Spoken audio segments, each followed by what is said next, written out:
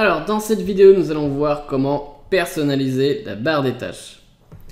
Alors, première chose à savoir, c'est qu'on peut redimensionner cette barre des tâches. Donc, on va venir faire un clic droit sur la barre des tâches et puis on va décocher, verrouiller la barre des tâches en cliquant dessus. Vous voyez qu'ici, j'ai un petit check, ça veut dire que c'est sélectionné. Donc, en cliquant dessus, je vais déverrouiller la barre des tâches. Donc, ce qui veut dire que je vais pouvoir la redimensionner. Donc, si je viens passer ma souris à la limite de la barre des tâches, vous voyez que mon curseur change en deux flèches qui partent en sens opposé. Donc si je clique dessus et que je reste appuyé et que je monte, vous voyez que ma barre des tâches s'agrandit en hauteur et que je peux aller jusqu'à une taille limite qui est à peu près à la moitié de l'écran. Donc ça n'a pas grand intérêt de mettre quelque chose aussi grand, au moins pour moi. Donc moi je peux la mettre, je vais la laisser à la taille normale. Mais il se peut que vous pouviez par exemple la mettre sur deux lignes dans le cas où vous êtes habitué à avoir beaucoup de raccourcis dans la barre des tâches. Si vous avez beaucoup d'applications à lancer différentes, ça peut être un moyen d'afficher tous les raccourcis. Ça vous fait plus de place en fait dans la barre des tâches. Donc moi je vais la remettre à sa taille initiale et je vais reverrouiller la barre des tâches histoire de ne pas faire de mauvaises manipulations dans le futur. Donc on a encore d'autres paramètres qu'on peut appliquer. Donc je vais venir dans mon panneau de personnalisation, donc je vais faire clic droit, je vais aller dans personnaliser et on va venir tout en bas dans barre des tâches, dans le menu de gauche. Et donc ici, vous voyez que j'ai tout un tas d'options pour notre barre des tâches jusque là. Donc on va les faire une par une. Donc verrouiller la barre des tâches, c'est exactement la chose que j'ai fait en faisant clic droit, verrouiller la barre des tâches. Ensuite, on a les deux options, masquer automatiquement la barre des tâches en mode bureau et en mode tablette. Donc le mode bureau, c'est le mode normal, d'accord. Et le mode tablette, c'est quand vous allez dans le centre de notification et que vous activez le mode tablette. C'est pour améliorer l'expérience utilisateur quand vous utilisez votre ordinateur comme si c'était une tablette. Donc pour cela, il faut que votre ordinateur soit équipé d'un écran tactile. Donc on va voir les deux modes.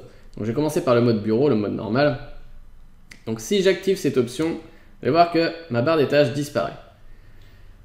Et que pour la faire réapparaître, en fait, il faut aller placer la souris tout en bas de l'écran. Et là, elle va réapparaître, vous allez pouvoir faire des actions dessus. Mais une fois que vous allez quitter la zone de la barre des tâches, elle va redisparaître. Donc ça vous permet d'avoir un petit extra en place. Si jamais vous manquez de place sur votre écran, voilà, vous pouvez avoir un petit peu plus de place sur votre écran grâce à ça. Moi, personnellement, je préfère qu'elle soit affichée en permanence, donc je vais désactiver cette option. Donc, masquer automatiquement la barre des tâches en mode tablette, donc ça va faire la même chose, mais en mode tablette. Donc, je vais venir activer mon mode tablette ici. Voilà. Donc, quand je clique sur l'option, c'est exactement la même chose. Et du coup, il va falloir que je vienne taper avec mon doigt en bas de l'écran pour réafficher ma barre des tâches. Si vous êtes en mode tablette, je vous conseille de laisser la barre des tâches en mode permanent puisque c'est quand même moins pratique d'aller réafficher la barre des tâches quand on utilise son doigt plutôt que la souris. Donc voilà, donc je vais désactiver mon mode tablette. OK. Donc ensuite, on a une option pour diminuer la taille des boutons dans la barre des tâches. Donc vous voyez qu'ici, si je viens activer cette option, ma barre des tâches est un peu plus petite et les icônes sont plus petites aussi. Donc vous voyez la différence si je viens la désactiver, voilà, là c'est plus gros, là c'est plus petit. Donc ça vous permet à la fois de gagner de la place sur l'espace restant d'écran et aussi dans votre barre des tâches. Ça peut être intéressant si vous avez une bonne vue et puis que vous voyez bien les icônes quand elles sont en petit. Sinon vous pouvez laisser la version grande. Alors après on a une fonctionnalité qui est très méconnue puisque quasiment invisible. On nous dit utiliser Aeropic pour afficher un aperçu du bureau lorsque vous placez le pointeur de la souris sur le bouton afficher le bureau à l'extrémité de la barre des tâches. Alors il faut savoir qu'il y a un bouton à l'extrémité de la barre des tâches ici tout en bas à côté du bouton des notifications. Vous avez une toute petite barre ici et ça c'est un bouton. Alors à quoi sert ce bouton? Quand vous cliquez dessus, ça vous permet d'afficher le bureau. Ça va minimiser toutes les fenêtres que vous avez ouvertes. Et quand vous recliquez dessus, ça va réafficher toutes les fenêtres que vous avez ouvertes. Donc là, par exemple, si j'ouvre Word en plus de mon panneau des paramètres, j'ai donc deux fenêtres qui sont ouvertes. Et si je viens cliquer sur mon bouton, ça va minimiser toutes les fenêtres. Mais quand je vais recliquer dessus, ça va les réouvrir, ça va les réagrandir. Donc là, j'ai toujours mon panneau qui est qui est affiché, mais si je le minimise, vous voyez que j'ai aussi Word qui est affiché en grand. Donc voilà, c'est à quoi sert ce bouton. Donc on nous offre la possibilité de juste venir survoler ce bouton pour avoir un aperçu du bureau. Donc vous voyez que là, si j'active cette fonctionnalité, je vais venir placer ma souris à l'extrémité droite de la barre des tâches. Et si je reste une seconde, j'ai un aperçu du bureau. Donc j'ai pas cliqué, aucune fenêtre ne s'est fermée, elles sont juste masquées et on peut voir à quoi ressemble le bureau. Si vous quittez le bouton, vous faites réapparaître toutes vos fenêtres. Donc je vais le laisser activer puisque c'est une fonctionnalité assez sympathique et ça coûte vraiment rien de l'activer. Vous n'avez pas de fonctionnalité en moins, vous n'avez qu'une fonctionnalité en plus.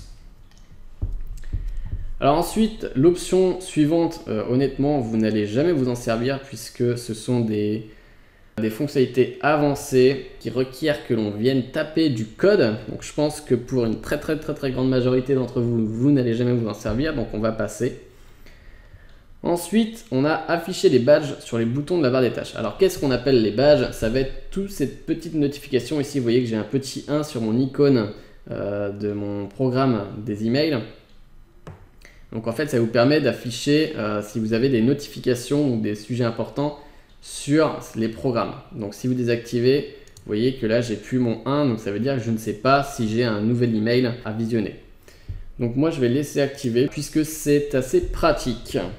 Enfin, il nous reste deux options. Donc, on va voir la position de la barre des tâches. Donc là, on voit qu'elle est en bas, effectivement, mais on nous offre la possibilité de mettre la barre des tâches en haut, à gauche et à droite. Donc, je vais la mettre en haut pour que vous voyez.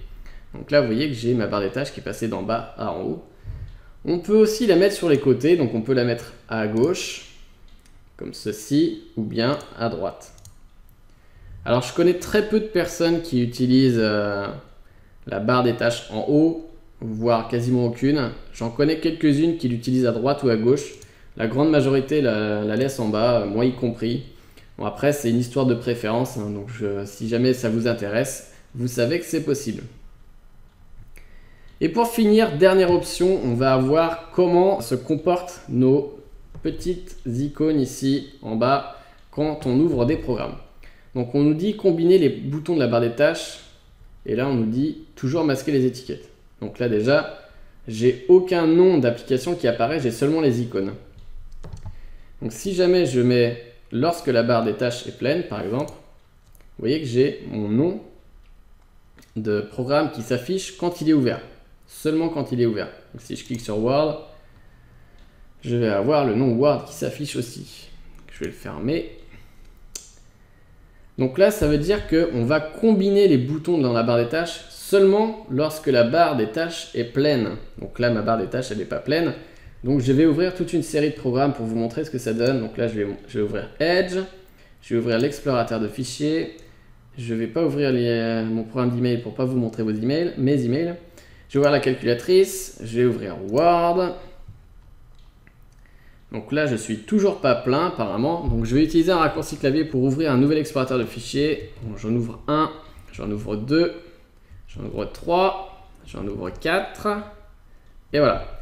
Vous voyez qu'ici, les 5 explorateurs de fichiers sont venus se combiner en un seul bouton ici. Et vous voyez qu'il y a un petit effet ici pour indiquer qu'il y en a plusieurs. Et quand je viens cliquer dessus, vous voyez que du coup, j'ai un affichage de mes 5 explorateurs de fichiers. Et je peux choisir lequel je veux sélectionner. Donc, si je revenais ici et que je mettais toujours masquer les étiquettes, vous voyez qu'ici, il m'a quand même groupé mes explorateurs de fichiers, mais que je n'ai plus les labels. Et enfin, on a une dernière option qui va être jamais. Donc, on ne va jamais combiner les boutons. Donc, ça veut dire qu'on va toujours les afficher, et en plus avec les noms. Donc, je vais continuer à, ouvrir des explorateurs de fichiers jusqu'à ce que ça bouge, vous allez voir. Donc, je vais en afficher 1, 2, 3, 4, 5, 6. Allez, tu peux le faire. Donc, vous voyez que la taille des boutons rétrécit au fur et à mesure jusqu'à ce qu'il ne reste plus que les icônes. Et puis, au fur et à mesure que je continue à en ajouter, eh bien, les icônes vont se faire un peu plus petites. Donc là, vous voyez que j'ai 2 lignes en fait sur ma barre des tâches puisque j'ai 2 petites flèches qui sont affichées. Donc, si je clique sur la flèche du bas, vous voyez que j'ai les 2 derniers programmes. Et si je reviens sur la flèche du haut, je vais avoir tous les autres. Donc voilà, j'ai plus qu'à tout fermer maintenant.